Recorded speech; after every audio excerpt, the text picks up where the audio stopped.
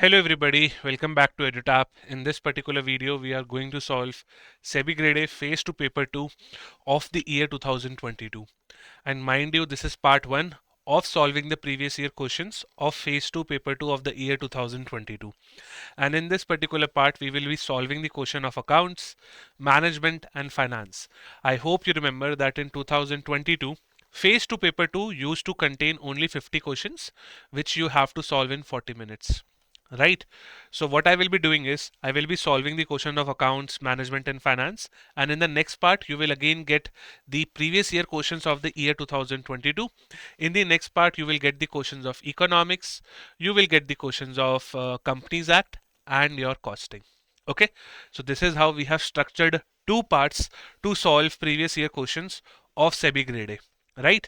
So let's start, and please remember this is 2022. Now paper pattern has changed. In the current year of the year, in the current recruitment cycle, I should say rather, in the current recruitment cycle of 2025, you will get 100 questions and not 50. Remember it. You will get how many questions? 100, which you have to solve in 90 minutes.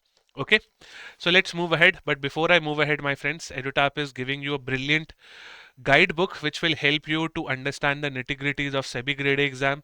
This guidebook will give you previous year questions. This guidebook will also tell you the most important topics which you should do. This guidebook will also tell you the detailed syllabus and the resources and the strategy.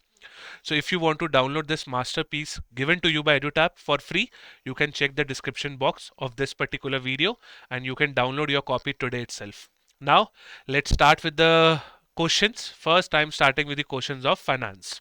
Right? Which of the following is not a method of quantitative control by RBI? Now, RBI has two ways to control, inflation. Like there are multiple instruments under monetary policy, but you can divide them into two categories: quantitative and qualitative. Right? Quantitative includes what? Quantitative includes your CRR, your SLR, your repo rate, and all that stuff, right? But in your qualitative, you have what? Moral suasions, you have credit rationing. So the straight away question is asked, which of the following is not a method of quantitative control by RBI? CRR, SLR, MSF, repo, reverse repo, they are. Likewise, they have also added SDF.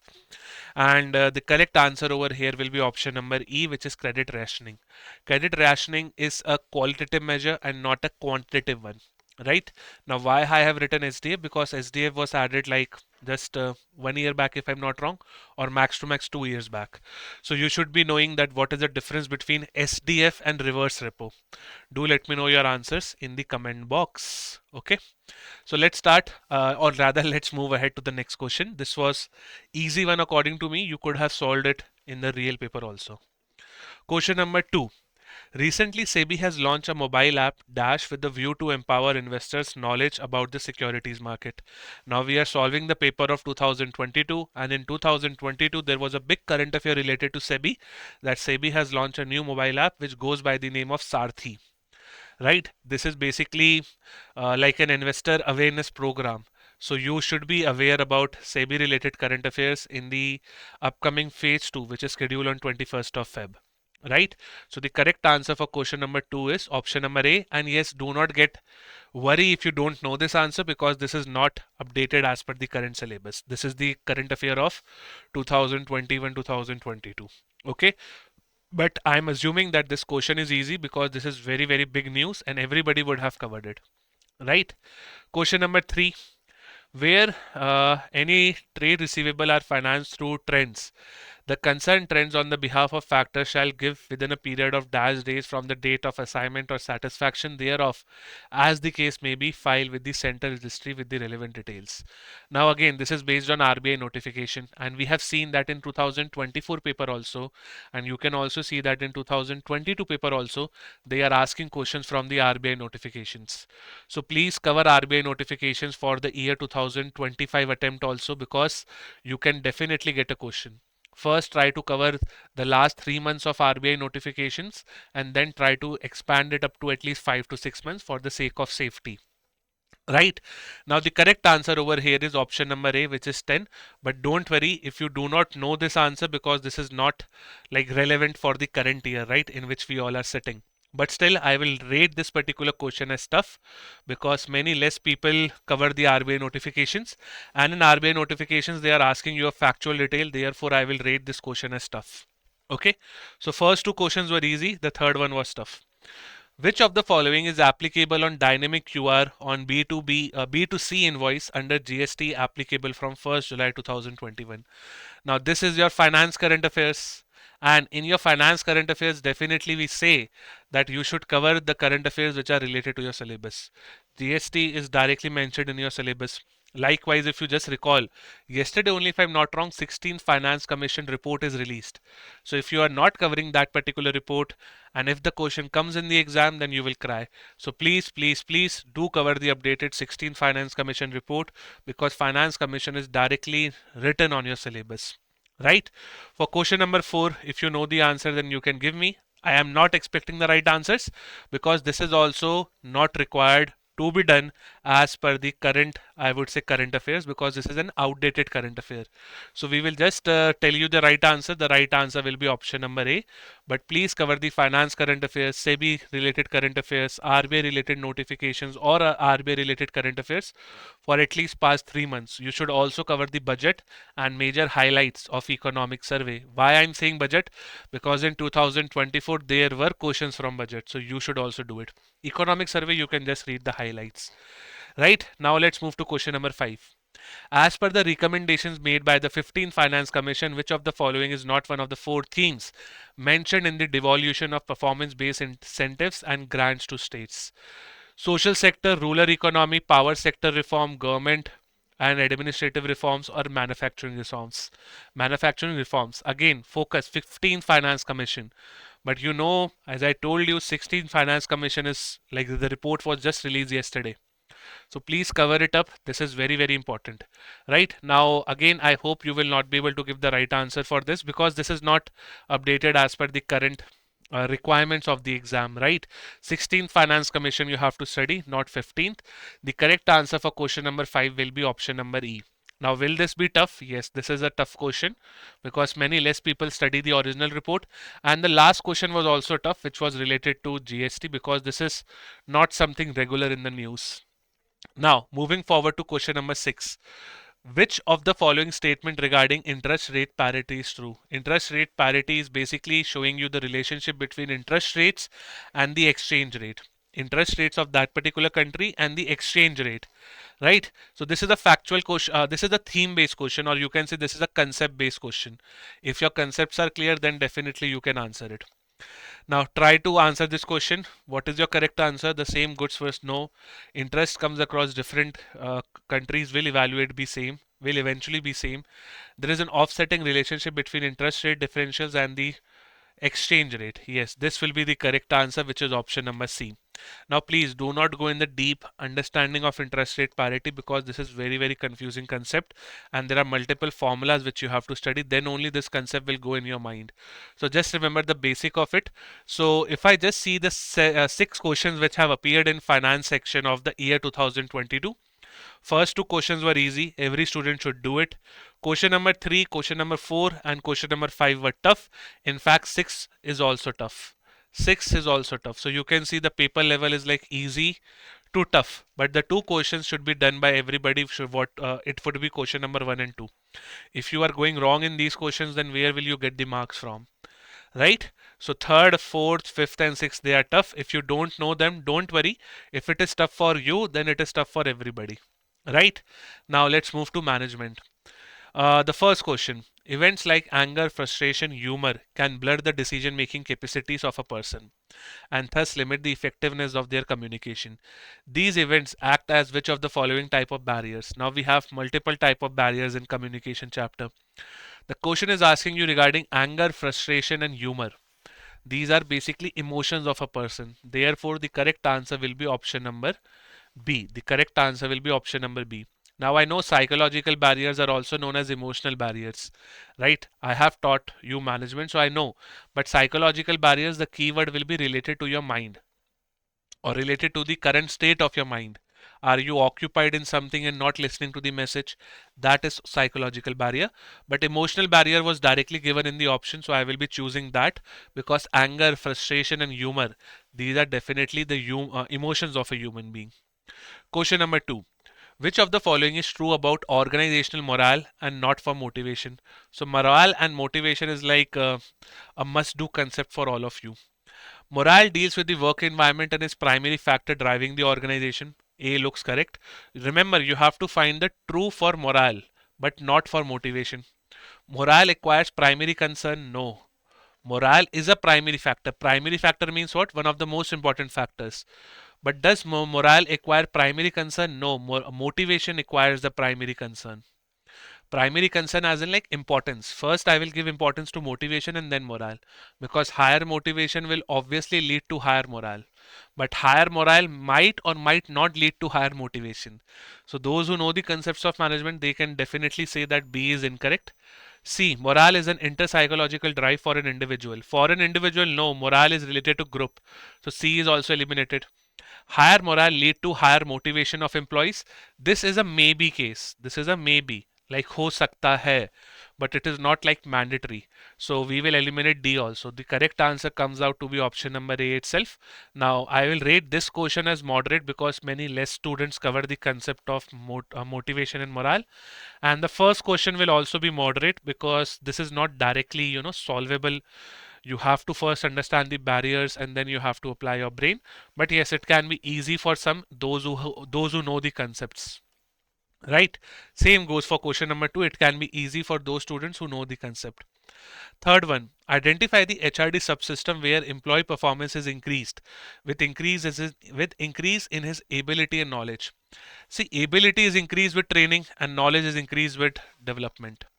This is the fundamental rule which you study in your HRD chapter. Career planning deals with your career, it does not deals with your ability and knowledge. Performance appraisal is like giving feedback to your employee. Organizational development is like taking some planned efforts.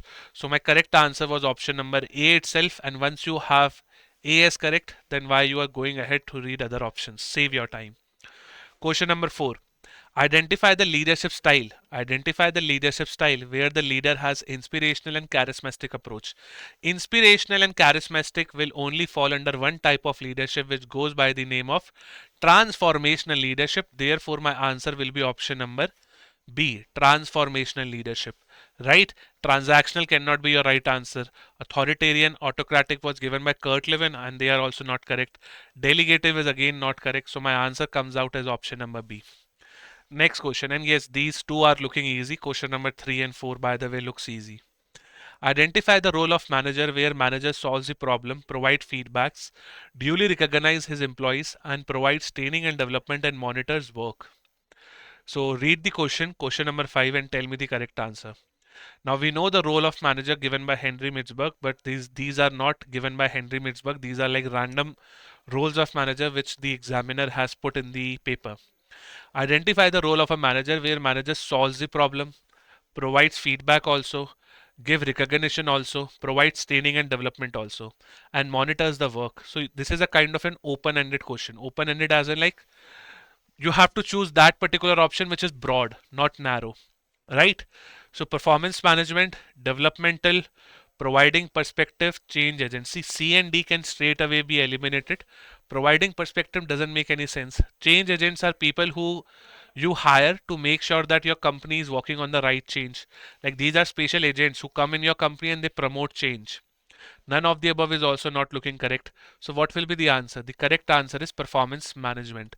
Basically in performance management, you recognize the employee, you provide training and development also. Right? If I choose developmental, then it's more of future oriented, not of like current work. So therefore my answer will be option number A. This was a kind of a tricky question, so I will rate it as moderate. Question number 6. Which of the following is an incentive and not a reward? Which of the following is an incentive and not a reward? So you have to read the statements and you have to identify that which of the following is an incentive and not a reward. Incentive basically means something which you have already announced, or a kind of a perk or a kind of a benefit which you have already announced. For example, those who will increase the sale by 20,000 units, they will definitely get a 5% increment in salary. This is an incentive. Reward is like, let's say an employee has produced, let's say 80,000 or 70,000 units. Your target was just 20,000, but you have increased it by 70,000. So this means it's an exceptional performance. And whenever you have an exceptional performance, to reward, you give what? You give a reward, right? So to reward an employee, you will give a prize. That prize will be called as a reward, right? So reward is given once the performance has been attained, and thus this performance is mind blowing. Incentive is like those who increase the sale by 20,000. Like if 5 to 6 people increase the sale by 20,000, you will give them 5% increment, right? So remember, by this explanation, I can definitely tell you that incentive is more of forward looking, and that will be my correct answer, because I have to stimulate my employees' behavior so that they can increase productivity in the future period of time. So it's more of forward looking in the future, right? Read the other statements. Given to stimulate greater production, that can be true for incentive and both reward also. Recognition of past performance, this is true for reward, right? Providing cash for something done in past is not making any sense. Like this can be true for reward, but you have to identify the statement related to incentive, right? So if you see in question 6, whatever questions we have solved, first question moderate, second moderate, third easy, fourth easy, fifth is also kind of doable if your concepts are done or if your concepts have good clarity, but I will rate it as moderate. Sixth one is also moderate. So you can see the overall paper for management for 2022 is easy to moderate. You could have scored good. Now let's come to the most dangerous section, accounts. Question number 1 says rather, oh, you can see the answer, so I will hide it. Don't worry. I think there is some mistake in making the PDF. The answers are already given, but don't worry, you can solve with me. Which of the following statement is incorrect regarding the provisions? They appear on the company balance sheet under current liability. Yes, they do. We have this balance sheet structure, and you write provision for dividends, provision for warranties, provision for bad dates as your current liability. A provision should be recognized as an expense. Yes, because they will reduce your P&L. They will be charged from P&L, so your profit is bound to reduce. Provision represents the fund put aside by the company to cover anticipated losses. Yes, this is what the major objective of provision is. Provisions are contingent upon happening or non-happening of an event. This is incorrect. Why this is incorrect? Because contingent liability is contingent. Contingent means what? कि होगा या नहीं होगा. Something will happen or something will not happen. That is contingent liability, not a provision. Like for example, provision for doubtful debts. Right? I have created certain buffer amount. Now I'm sure that it will happen. People will be defaulting as debtors. But what amount will be there, that I'm unsure. But the event will take place.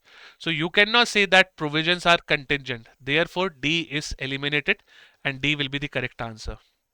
Next question, my friends. You have to calculate the net profit from below using cash basis of accounting. So you have to use cash, not accrual. Although if nothing is mentioned, then we use accrual. But over here they have mentioned cash basis of accounting. So please try to solve this question.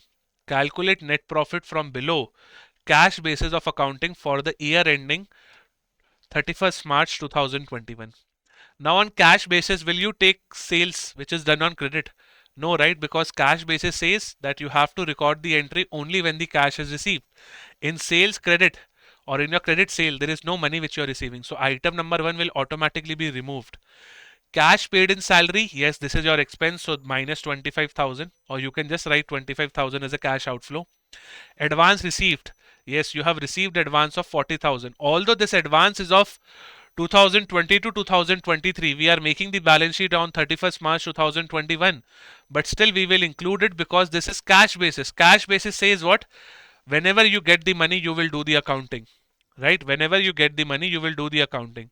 So you have 40,000 received in this particular year based on cash accounting. I will include it. Now you have done an expenditure of 25,000, right? So 25,000 will be removed, and you will also reduce what? Ticket for an airline purchase in March 2021 for the travel of October 2022. It doesn't matter when you are purchasing because you have done the expenditure, so you have to reduce it. So once you do it, like 40,000 is positive minus 25,000 minus 6,500, you will get your answer as what? 8,500, is it?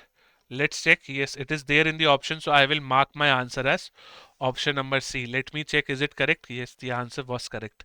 You got it right that in cash basis, we have to just see what that when we are getting cash. It doesn't follow accrual. It doesn't follow matching. It doesn't follow revenue recognition. Right? You have to follow cash basis then. If question says that nothing is mentioned in the question, then you have to assume accrual only. I hope you know what accrual is. Right? Question number 3, everybody. I will hide the answer for you. Chalo. Using the following information, calculate interest coverage ratio. Interest coverage ratio is what? EBIT divided by your interest. EBIT divided by your interest obligations, right? Now, have they given you EBIT? No, they have given you profit after tax. So your net profit is given to you as 60,000. They have given you tax rate of 40. Okay, and they have given you 15% long-term debt of 10 lakhs. So first, if net profit is given, first profit what you get is gross profit. Then you have EBIT. Then you have profit before tax, and then you have profit after tax. Those who have attended my classes, they know the hierarchy of this particular structure of profits. So PAT is given to you as 60,000. You have to go to EBIT, right? So first of all, you have to add tax, but tax they have given you in percentage, not directly. So what you can assume is, let my profit before tax be X. Let my profit before tax be X minus 40% of X is equals to what? Profit after tax, which is given to me as 60,000. So it will be like X, your profit before tax, because we are calculating this, right? The difference between profit before tax and PAT is what? It is tax only, right? So our tax rate is given, not absolute number. So my profit before tax, if you do this, this will come out as what? 60,000 divided by 0.60, so it will be 1 lakh, right? If I'm not wrong. You also solve, right? So profit before tax came out to be as what? 1 lakh. Now, you also know that to come from EBIT to PBT, if you have to come from earning before interest and taxes to PBT, you have to settle certain non-operating incomes and non-operating expenses. In this case, you are paying interest. So interest will be added. Interest will be added to PBT so that you can reach to EBIT. Right? What is the interest obligation which I have to pay? 15% of 10 lakh. 15% of 10 lakh, which will be 1,50,000. Right? So if I add 1,50,000 to my profit before tax, my EBIT will come out as what? 2,50,000. My EBIT will come out as what? 2,50,000. Now, simply you have got the numerator 2,50,000 divided by interest obligation, which came out as 150. So solve this and your answer will come out as what? Option number C. I have not solved this, but I am seeing the answer which is given in the PDF itself. It's 1.67. So if you solve, you will also get the similar answer. It will be 1.66 something. So you can round it off to 1.67. Cool. I will rate this question as moderate, not hard, because if your concepts are clear, then you could have solved easily. So till now, accounts question looks easy to me, not tough. Question number 1 is easy. Question number 2 is also easy. Question number 3 is moderate, right? Second is easy. First is easy. Third one is moderate. Coming to the fourth one. Calculate the book value of per share of ABC Limited using the information below. Book value per share means what? Now see, book value per share basically means shareholders fund. Shareholders fund divided by what? Divided by your total shares which are outstanding. Yes, total shares which are outstanding, or you can say total equity shares which are outstanding, right? So now you have to calculate shareholder fund. Shareholder fund means what? Equity capital, preference capital plus your reserves and surplus. So if you do this, then your shareholder fund will come out as what? In the information which is given, profit after tax, issued share capital issued, market value of rupees 13. So if you solve this, your shareholder fund is just having one particular component, which is 70,000 shares into 10, which is your 7 lakh rupees, right? 70,000 is the total number of shares multiplied by the face value. So total equity share capital is what? Or total share capital is what? 7 lakh only, divided by the total shares which are outstanding. Total number of shares are 70,000. Now if you solve this, your answer will be somewhere around 10. right? But 10 is not given in the option. Now see, this is where the logic comes. This is where the logic comes. They have given you market value. Market value, I think, is not making any sense in this question. They have just given it to confuse you. But if you see profit after tax, this is your net profit. This net profit, if it is not used for other purposes, then it will be transferred to the reserves. Now in your shareholder fund, we all know that it is equity, preference and reserves and surplus. So I will include this 1,75,000 into my reserves.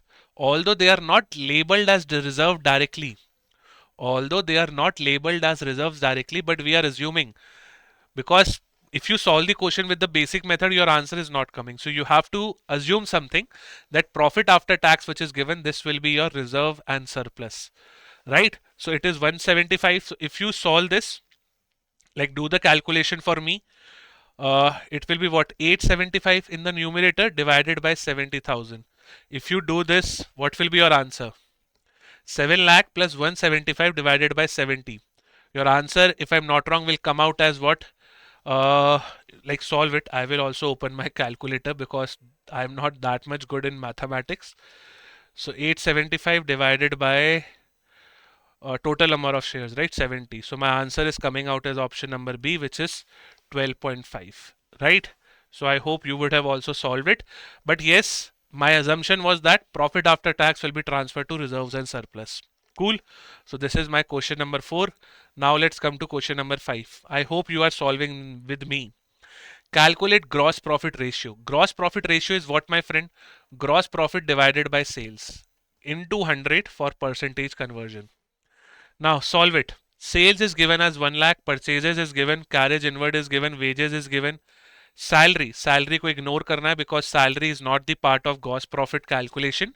Salary is an I would say operating expense which will be calculated for EBIT, which will be used for calculation of EBIT, right? Decrease in inventory is given to US 10,000 positive and purchase return is given to US 2,000. Okay, purchase return is given to me as 2,000. So my net purchase became what? 73, right? 75 minus 2, simple. And now see, first you have to understand the formula. Gross profit by sales. Sales we have directly and there is no sales return, so I will take this as a final number. Now you have to calculate gross profit. Gross profit is what, my friends? Sales minus COGS. Sales is given to you as 1 lakh. Now you have to calculate COGS. COGS is directly given to you as what? Opening stock plus your purchases plus your direct expenses minus your closing stock, right? Now see, opening minus closing they have given to you as 10,000. So I will directly write 10,000 over here. Purchases they have given to me as 73,000. 75 minus 2 plus your, I would say what? Your carriage inward plus the wages. These are two direct expenses which you will take into the account. So this will be 7,000. 5 plus 2. Will we take salary? Salary is not a direct expense. Remember this. Salary, marketing expense, office administration, office rent, office water bill. These are all operating expenses, I know, but these are indirect. These are indirect. These are not direct cost, right? So if you do this, your COGS will come out as what? COGS will come out as what? This is your 80 plus 10, 90. So my COGS came out as 90, right? So my gross profit will be what? Sales minus COGS. COGS is 90. Sales is 1 lakh. So my gross profit will come out as what? 10,000 only, right? Now apply the formula. Gross profit is gross profit divided by sales. Sales was 1 lakh. Gross profit ratio is what? Gross profit divided by sales. So ये तो 10% होना चाहिए. The correct answer should be 10% because you will multiply by 100 also, right? Just do the calculation basic, right? So according to me, this question is easy to solve. The correct answer will be option number B. Now let's move to sixth. A company purchased an inventory of 1,000 units at 1,200 per unit from the outside vendor. Vendor allowed a trade discount of 5%. Vendor offered a cash discount of 3% if payment is made in 45 days. Company decided to avail that. Custom duty is 50 per unit and delivery charge is 6,000 as a whole. Find the value of inventory. As per AS2, we will not take any cash discount into picture. Cash discounts are not considered. So this particular line, cash discount of 3%, this you have to ignore, right? So my total cost will become what? 1000 into 1200, which will be 12 lakhs, which will be what? 12 lakhs only, right? 1, 2, 3, 4, 5. Yes, it will be 12 lakhs per unit from the outside vendor. Vendor allowed 5% as a trade discount. So if you do 5% of this and deduct it, or you can directly do 95%, then you will get a value. Okay, then you will get a value. Like, let me do it with the help of calculator. And in exam, you are allowed to use calculator, but you should be very quick, right? So 12 lakh 95% will be 11 lakh 40,000. 11 lakh 40,000. This is my after the trade discount. I will not take into the account the cash discount. Company decided to avail that, okay, custom duty of 50 per unit is paid. So 50 into how many units? 1000 units. So you will be adding what? 50,000 over here, right? Or you will be adding what? You will be adding 50 into 1000 only, right? And delivery charge of 6. So you will pay delivery charge of 6000 as whole. So your total will be 1196. Your total will come out as what? 1196. You can do the calculation straight away. Your answer will come out as what? 11,96,000. Clear everybody? I hope आपने भी solve किया होगा and you are not over here to just see my face. Question number 7. Company ABC Limited took a loan of $10 million for 3 months on 1st January 2021. Okay, so they are taking a loan of $10 million. Exchange rate at the time of contract was $1 is equals to rupee 70. Exchange rate at the time of repayment. Okay, so you are making a repayment on 31st March 2021. Repayment rate is $1 is 72.5. So your rupee has appreciated or depreciated? It has depreciated by 2.5. Find the amount of P&L to be charged in the year of 2020-2021. Simple question. This is a loss for you because rupee has depreciated and you have taken a loan in a foreign currency, which the total value of currency is 10 million. So 10 million into 2.5, which will be a loss of 2.5 crores, right? They can ask you in millions also, but they have asked you in crores. The correct answer will be option number B. Straight away question. You do not even have to pick your pen for this. Last question, question number 8. Which of the following statement is incorrect with regard to cash and cash equivalents? Cash equivalents include bank accounts and marketable securities of less than 90 days. Yes, this is a definition of cash equivalent. So how it can be incorrect? Any item falling in this category will be classified as current asset. Obviously, yes, because this is maturing. This will help you to get the money in less than 90 days only. And for current asset, the limit is of 1 year. So the cash and cash equivalent is definitely a current asset. Cash equivalents include bank deposits with more than 12 months. No, no, no. So my answer will be option number C, because option number C is incorrect one. Right? So if you see, my friends, all the questions we have solved so far in accounts also it is logical and you could have scored good. In management also with some practice you could have scored good. Now this is the end of this particular video, my friends. But before I end, my friend, do let me know if you want to practice multiple questions. Then currently EduTap is offering you 2 separate test series platform, a kind of a test series platform wherein you can practice like multiple questions. The first goes with the name of phase 2 test series. This will allow you to practice multiple questions, my friend, and by multiple questions I mean you will get more than thousands of questions across all the different subjects. You will also get current affair mock test, solve previous year questions, chapter wise mock test, full length mock test also. This you can come on our EduTap website and you can go in courses. In courses, click on SEBI Grade A and you will be able to see it. Once you have solved the full test series and now you need more MCQs. So if you need more MCQs, then you can go for exclusive 4000 plus MCQ course. But this course you should only take once you are able to solve all the questions of test series. So your primary objective should be to solve multiple questions of test series. That will help you a lot. Right, my friends? So let's end this video. I hope you enjoyed it. Do let me know the answers in the comment box for the questions which I have asked to you in the video. Have a great day ahead. Bye bye.